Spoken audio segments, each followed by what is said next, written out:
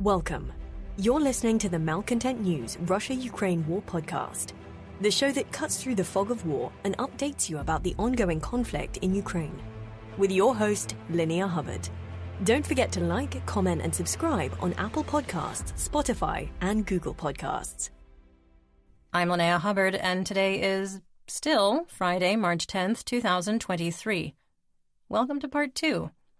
Let's get right into it with developments theater-wide and outside Ukraine.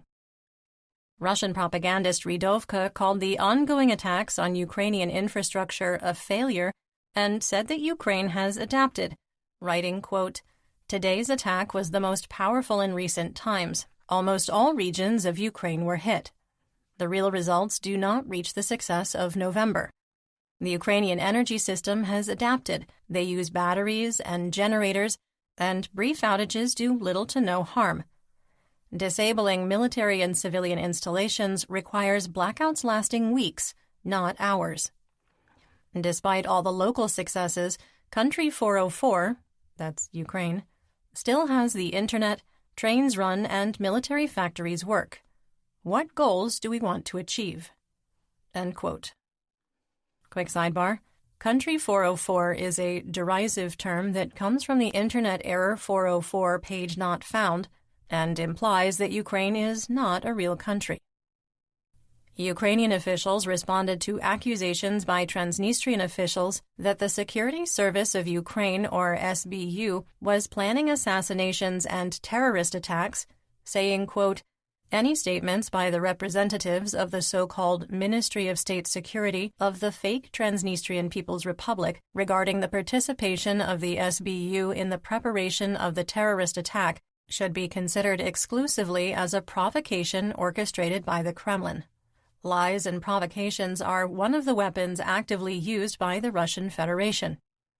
But today, the whole world sees the true face of the aggressor country and does not believe the statements of Russia or its satellites." End quote. Quick assessment. Our review didn't find many Russian mill bloggers or influential social media accounts repeating the accusations. Poland began to build anti-tank fortifications along its border with Belarus, matching the structures erected on the border of the Russian enclave Kaliningrad in February. Minister of Defense of Poland, Mariusz Błaszczak, said, quote, "This is part of the protection and deterrence strategy." End quote. Ursula von der Leyen, President of the European Commission, praised Ukraine's progress with anti-corruption measures, including appointing the head of the National Anti-Corruption Bureau of Ukraine, or NABU. Ukrainian President Volodymyr Zelensky said, quote, "This is important for our further progress with European integration before the start of negotiations on Ukraine's membership in the European Union." End quote. Just hours after Russia's missile strikes, Slovakia and Poland agreed in principle to transfer MiG-29 fighter aircraft to Ukraine. The Minister of Defense of Slovakia, Jaroslav Nagy, said their nation is ready to transfer 13 units, but Parliament must first approve it. We had previously reported that the transfer would require an amendment to the Slovakian constitution, which currently prevents the transfer. Theoretically, up to 52 aircraft, including two-seat military trainer versions of the MiG-29, could be transferred. The Slovakian and Polish fighter planes are in an airworthy state, with the Slovakian fleet retired on August 27, 2022, and the Polish aircraft still in use. The conversation to provide Ukraine with Polish MiG-29 aircraft has been ongoing for a year, with repeated stumbles. The European Union will allocate an additional €2 billion for the European Peace Fund, which finances the purchase of weapons for the armed forces. Sweden's representative to the EU, Lars Danielsson, said, quote, "This decision is a clear signal of the EU's unwavering commitment to military support for Ukraine." End quote. According to the proposal of the High Representative of the EU, Josep Borrell, €1 billion will be allocated for the supply of ammunition to the armed forces from the existing stocks. They plan to purchase 155mm and 152mm artillery shells with additional funds. The EU announced that the training of 11,000 Ukrainian troops, that's the equivalent of 3 brigades, to NATO standards would be completed by the end of March. The EU also plans to train another 30,000 Ukrainian soldiers through the rest of 2023. Russian mill bloggers report that Ukraine is receiving 15 technicals, those are modified pickup trucks, with twin coaxial 14.5mm machine guns to shoot down kamikaze drones by the end of March, and the Netherlands is funding the construction of 150 more. In Poland, the 1st Ukrainian Battalion had completed training in operating and maintaining the Leopard 2A4 main battle tank, or MBT. German Defense Minister Boris Pistorius said 18 German and 3 Portuguese Leopard 2 tanks would be sent to Kyiv by the end of March. That would increase the number of Leopard 2 tanks in Ukraine to 35, factoring in the 14 MBTs Poland has already transferred. This is enough armor to support 3 companies, which is equal to 1 battalion. Germany also announced the transfer of 13 more Biber armored bridge layers. Quick sidebar, Biber refers to the German word for beaver, not the Canadian pop singer. To be frank, I don't think he's very good at laying bridges.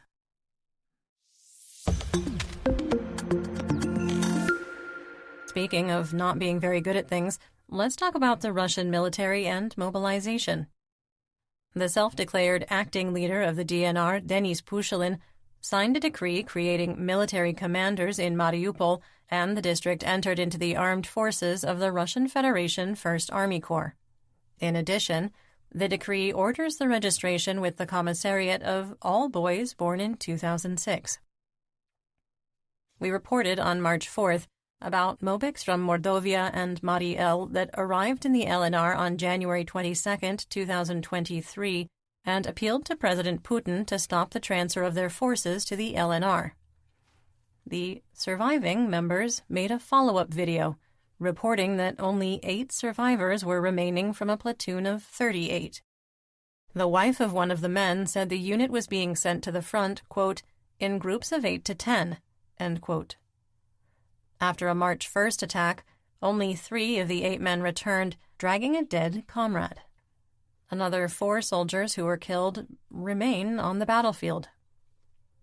In occupied Donetsk, 70% of positions for city bus drivers are unfilled because so many people have been mobilized. Complaints of ammunition shortages are spreading across Russian units. Russian mill blogger Yuri Mezinov made a video saying, quote, in one way or another, the situation is the same on all fronts. I just don't understand what's going on. But whatever the reason is, as for me, it is sabotage, end quote. Assessment here.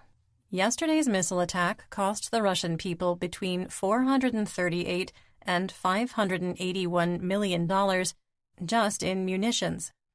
And it'll take 30 to 45 days for the Russian defense industry to replenish. Had those 81 missiles and 8 drones been used against Ukrainian defensive positions, logistics hubs, and GLOCs supporting Bakhmut, the situation today may be very different. The growing complaints about ammunition shortages are self-inflicted by the Russian Ministry of Defense and extend beyond logistical issues. Countless tens of thousands of weapons have been used purposefully against Ukrainian civilians and civilian infrastructure that could have been used against valid military targets. These are obviously not the actions of liberators, which is rhetoric the Kremlin dropped months ago. These are the actions of a nation on a genocidal mission.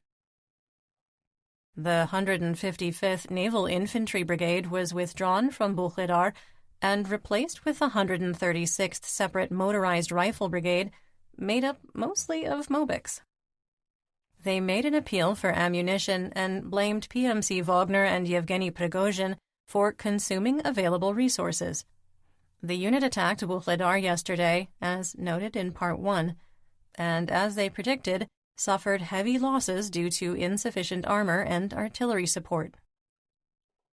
For those doubting the losses suffered by the 155th, a video from a recent widow showed the military cemetery in Vladivostok filled with fresh graves from unit members killed in late January and early February. Not content with one war in Ukraine and military engagements in Syria and 6 African nations, Russian propagandist Margarita Simonian wrote on her Telegram channel that Russia would soon be at war in 2 more. The head of the Russian state media agency RT, formerly Russia Today, suggested that Russia needed to attack Moldova and Georgia because things are going so well in Ukraine. She feels a compelling need to add to the list of more successful 3-day special military operations. The war of words between the Kremlin and PMC Wagner has reached a critical point.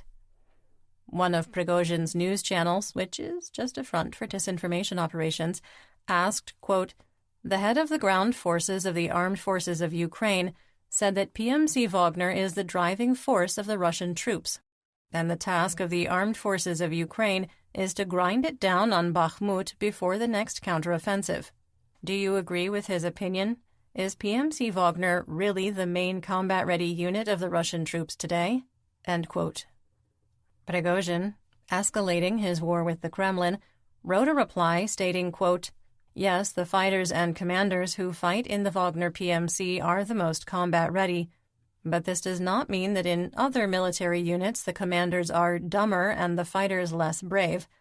This is due to the fact that in PMC Wagner they do not kill the initiative of the commander, do not humiliate the bravery of the fighter, and in this case they are able to crush the enemy and carry out the most outstanding victories.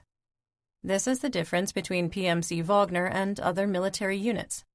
We treat every fighter and every commander as an individual, as a person who is of great value to the team.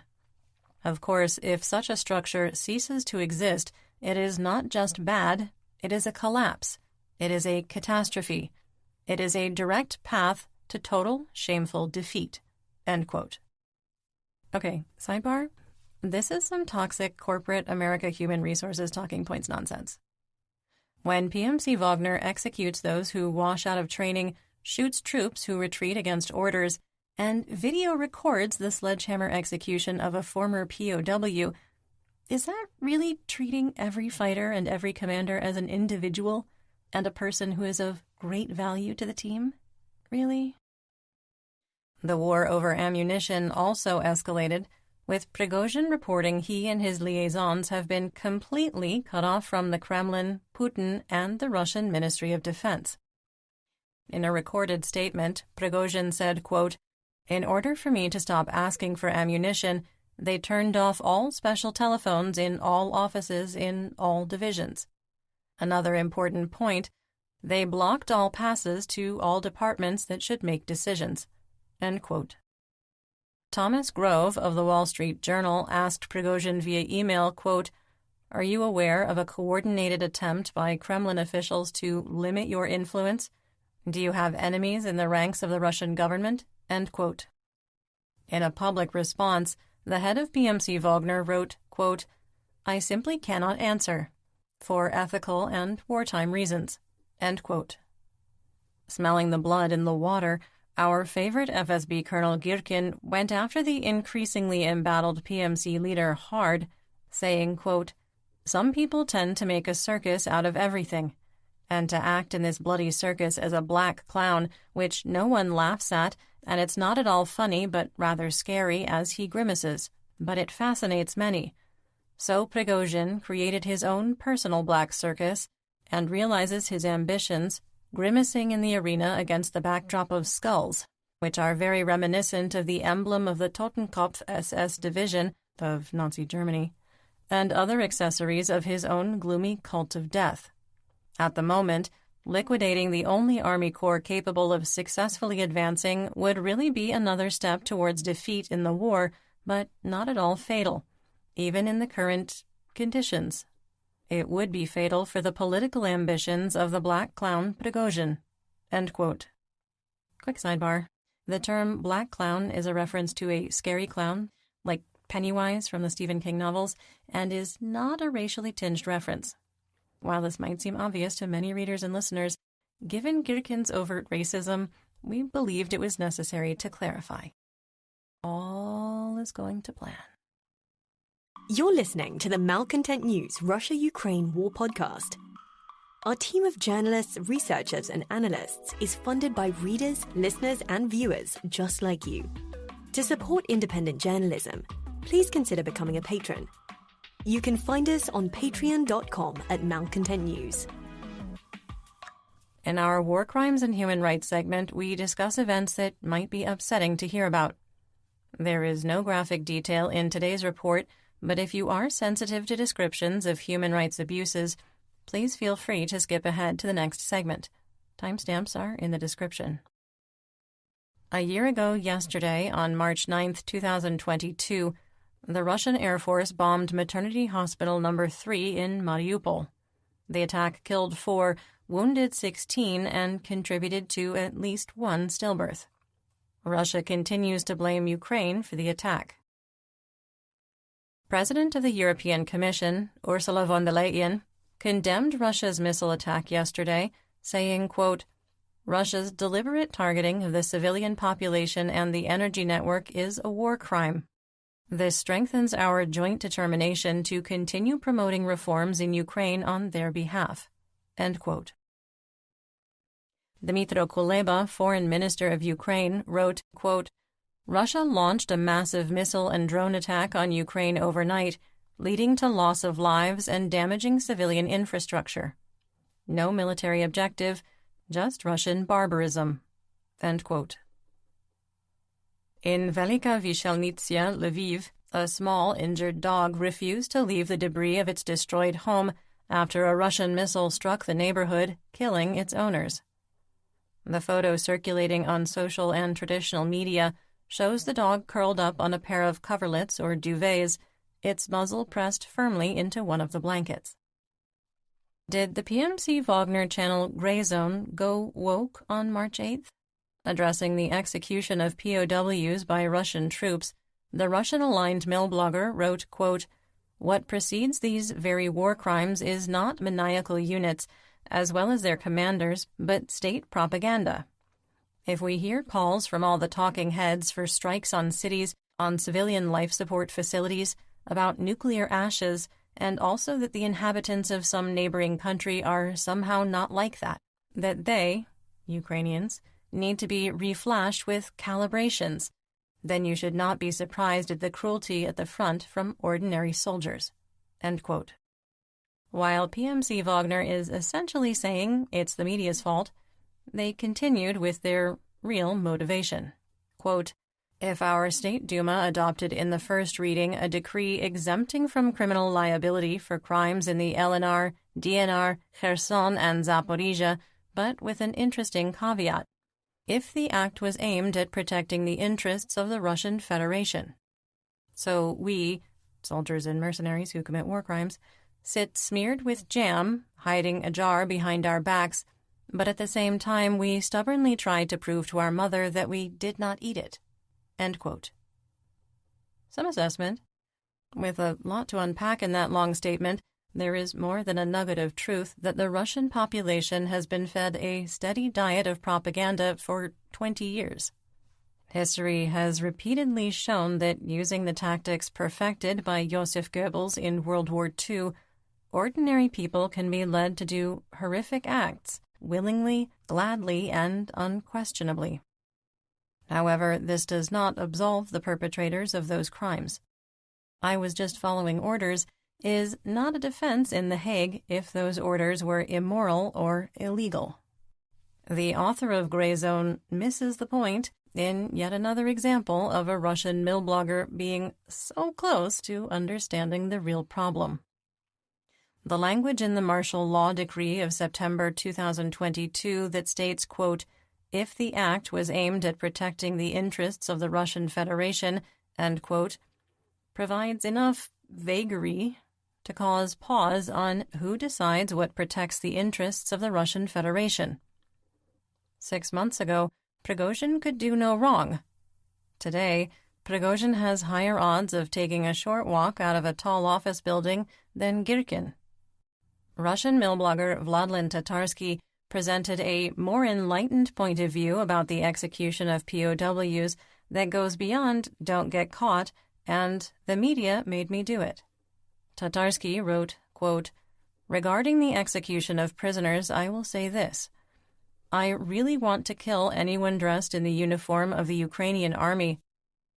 But I know from life experience that if you kill a person in a defenseless state, karma will kick you, definitely f*** you up 100%, because doing this is not right." End quote.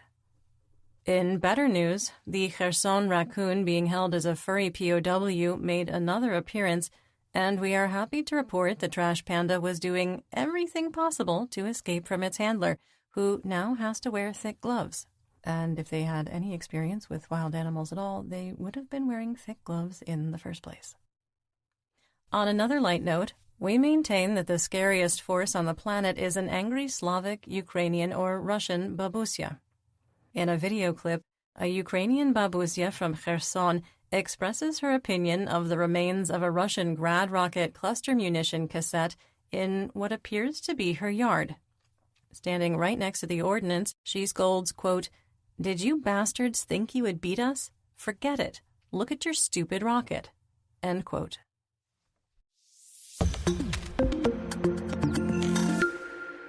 In geopolitical news, the Georgian parliament withdrew the repressive laws that would declare any non-governmental organization, or NGO, or media source that got more than 20% of its funding outside of Georgia a foreign agent.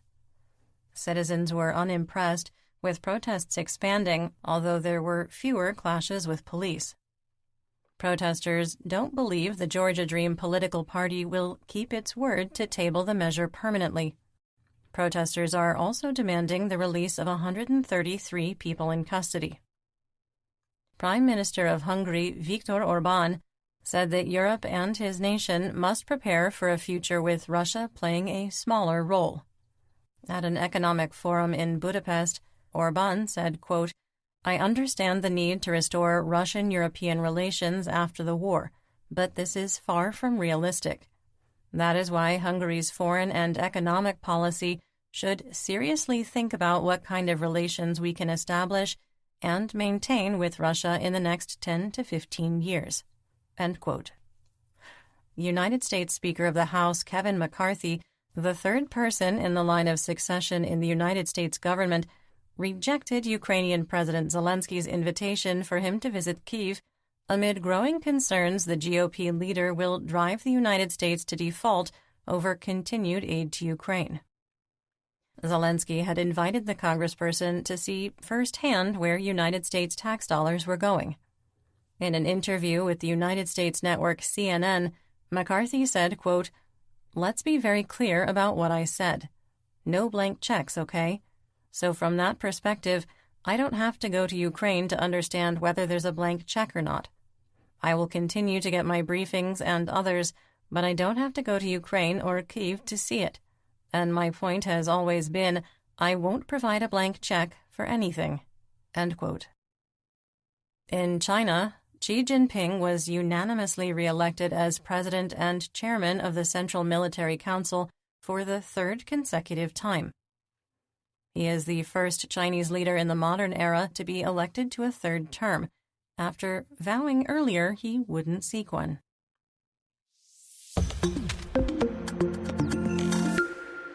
In economic news, the largest crypto exchange has banned Russians from buying and selling dollars and euros. A representative of the exchange explained that the ban is in response to the 10th round of EU sanctions, saying, quote, "The Russians used the site to transfer money abroad." End quote. Residents of Russia and any individuals located in Russian territory will not be able to buy and sell dollars and euros. In addition, the exchange banned EU citizens from buying and selling rubles. In a surprise move, Turkey closed its border to the transit of more than 10,000 sanctioned items from the EU to Russia. On March 8th, the ability for shippers to process the transit of goods on the sanctions list in the customs systems of Turkey, where the destination was Russia, was suspended. Valeria Savinkova, the commercial director of Trans-Asia Logistics, said the list included, quote, electronics, spare parts, equipment, a lot of chemicals, and consumer goods costing more than €300 each." End quote. The ban impacts over $3 billion worth of cargo, but does not extend to products made in Turkey. Turkey said it's having negotiations with the United Nations, Ukraine, and Russia to extend the Black Sea Grain Initiative. The current framework is set to expire on March 18, 2023. The ruble held an exchange rate of 76 for $1. West Texas Intermediate crude slid to $76 a barrel, and Brent dropped to $82. Russian Urals crude fell to an official price of $60 a barrel. United States wholesale RBOB gasoline also declined, with the price on the spot market dropping to $2.62 a gallon, or 69 cents a liter. Dutch TTF natural gas futures remain stable and in a narrow trading range, with April and May contracts climbing to €47 per megawatt hour. Chicago SRW wheat futures declined, trading at $6.68 a bushel for May 2023 delivery, the lowest price since January 2021 when COVID restrictions battered world markets. And that's what we know. Join me again tomorrow for more updates. Until then, stay safe, everyone. You've been listening to the Malcontent News Russia-Ukraine War podcast. To help keep us independent, please consider providing financial support by becoming a patron. Want on-demand news in your hand? Download the Google News app and make Malcontent News one of your favorites to receive breaking news updates. Thank you for listening.